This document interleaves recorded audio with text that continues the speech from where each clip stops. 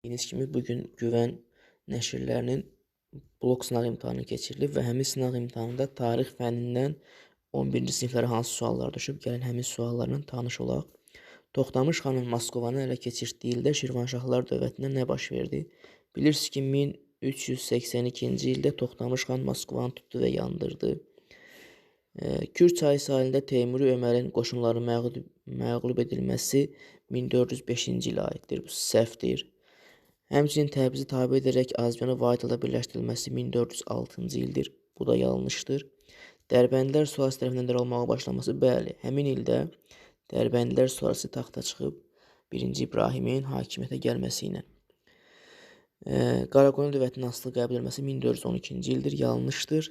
Elxanilər dövlətinin tənəzzülündən istifadə edərək müstəqil siyasət yeritməsi də 14-cü əsrin 30-cu illərinə aiddir. Xəritədə işarələnmiş ərazilərə aid uyğunluğu müəyyən edin. 1. Bilirsiniz ki, İspaniya ərazisidir. 3. Fransadır və 2 isə İstanbul şəhəri, Konstantinopol, Bizans imperiyasının ərazisidir. Rekonkista hərəkatı baş vermişdi. Bilirsiniz ki, Rekonkista hərəkatı İspaniyada baş verib. Kapetinglər sülalisi hökmranlıq etmişdir Fransada. Latın imperiyasının əsası qoyulub, bilirsiniz ki, 4-cü Sələb yürüşündən sonra 1204-cü ildə Bizans imperiyasında. İmperator Yustian dövründə müqəddəs Sofiya məbədinin inşa edilməsi məhz Bizans imperiyasına aiddir. Əməvilər tərəfindən Kordova xilafəti yaradılıb məhz İspaniyada. Daha doğrusu Y bəndi Y aid olacaq İspaniyaya. Demək, 1-ə A və Y uyğun olacaq və 1-ə A və Y sadəcə D bəndində var. Bizim doğru cavabımız D bəndi olacaq.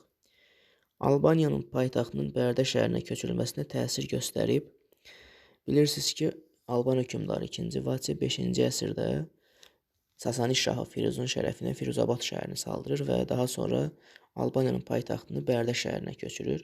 Bunun səbəbi Qəbələnin şimaldan tez-tez yürüşlərə məruz qalması idi ki, məhz Alban hökmdarı 2-ci Vaçedə paytaxtı Qəbələdən Bərdəyə köçürür və bizim doğru cavabımız Y bəndi olacaq. Eramızdan əvvəl 8-ci əsrin 30-cu illərində Manna dövlətinə aiddir. Sirdaqqa müqaviləsi bilirsiniz ki, eramızdan əvvəl 714-cü ildədir. Midiyada Assur əleyhinə üsyan eramızdan əvvəl 7-ci əsrə aiddir.